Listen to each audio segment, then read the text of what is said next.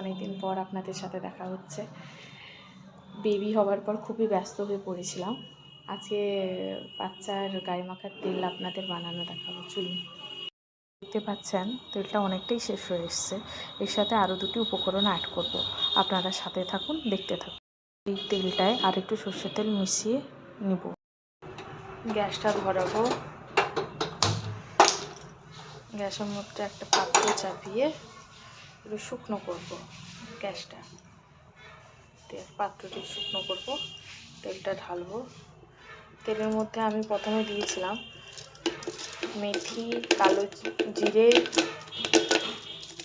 আর তেমন কিছু দেইনি, আর সর্ষের তেল গরম করে ফুটিয়ে রেখে প্রতিদিন মাখানোর আগে রোদে একটু দিয়ে দিতাম। এর সাথে একটা জায়ফল দেব, আপনারা দেখতে পাচ্ছেন। নিম পাতাটা ধুয়ে রেখেছিলাম, করে দিয়েছি। তেলটা এবার ফুটছে, আপনারা দেখতেই পাচ্ছেন। তেলটা কিছুক্ষণ ফুটুক, তারপরে গিয়ে বোতলে ঢালবো। ফুটে গেছে, আপনারা দেখতেই পাচ্ছেন। এবার গ্যাসটা বন্ধ করে দিই, ঠান্ডা হলে গিয়ে তারপর বোতলে ঢালা হবে।